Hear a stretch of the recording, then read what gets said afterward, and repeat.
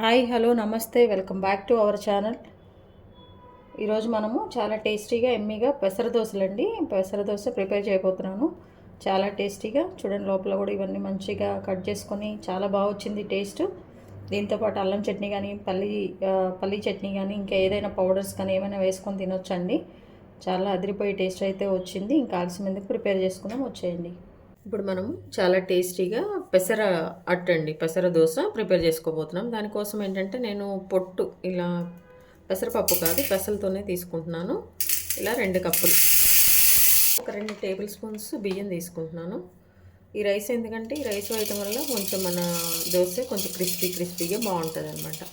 మినపగుండ్లు 1 table spoon అండి.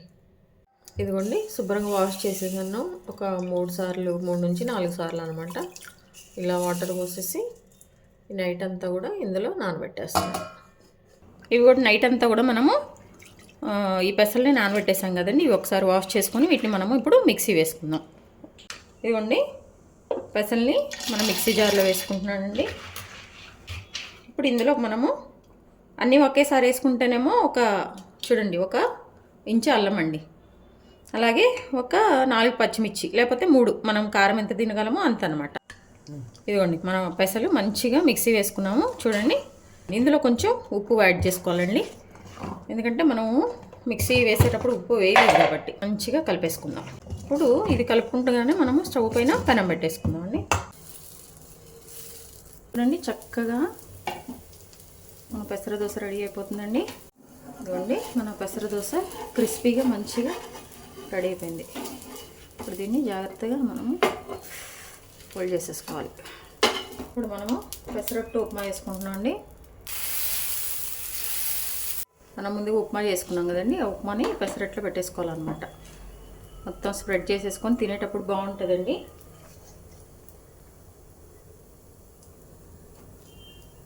ఇట్లా మిడిల్లో పెట్టేసుకున్నామంటే అటు ఇటు మనం ఫోల్డ్ చేసుకున్నప్పుడు చక్కగా పీసెస్ కట్ చేసుకొని తింటే చాలా బాగుంటుంది చట్నీతో.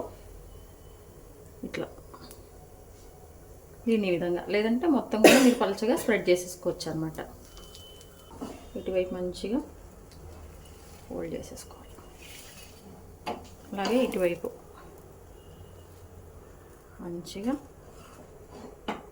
ఫోల్డ్ చేసుకోవాలి. దీన్ని ఒక్కసారి మనము జాగ్రత్తగా టర్న్ చేసుకొని దీన్ని ఇప్పుడు మనం ఇట్లా కట్ చేసుకొని చట్నీతో నంచుకుంటే బాగుంటుందండి. చూసారా, ఇట్లా అయ్యాక కొంచెం ఈ కలర్ వచ్చాక దీన్ని మనము ప్లేట్లో పెట్టేసుకోవాలి. చూడండి, ఇట్లా జాగ్రత్తగా మనకు కొంచెం క్రిస్పీగా రావాలంటే ఆయిల్ యూజ్ చేయొద్దు, మెత్తగా రావాలంటే ముందు ఒక 2 టేబుల్ స్పూన్స్ ఆయిల్ వేసుకోండి అంతే. ఒక్కసారి వేసాక మనము కొంచెం ఆయిల్ స్ప్రెడ్ చేద్దాము ఇట్లా ఎడ్జెస్లో కూడా, మన దోశ కొంచెం మంచిగా రావడానికి. చూడండి ఇట్లా. ఇప్పుడు ఇందులో జీలకర్ర, ఇప్పుడు ఇందులో మనం ముందుగా కట్ చేసి పెట్టుకున్నాం కదండి అల్లం ముక్కలు, ఇవన్నీ కూడా వేసేసుకుంటాం.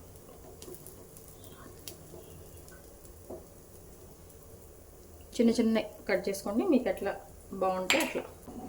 చూడండి, చక్కగా ఇది కొంచెం కాలాలండి, కాలితేనే బాగుంటుంది. ఎందుకంటే మనం రెండో వైపు దీన్ని కాల్చుకోము, అందుకని చెప్పేసి అడుగునే కొంచెం బాగా మంచిగా కాలిపోతే బాగుంటుంది అనమాట.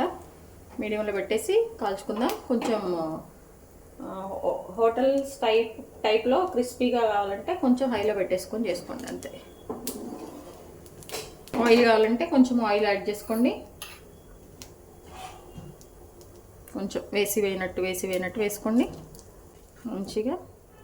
ఇదిగో క్రిస్పీగా మంచిగా మన హోటల్స్లో ఎలా వస్తుందో అలా వచ్చేసింది. ఇట్లా ప్లేట్లో సర్వ్ చేసుకుంటాం.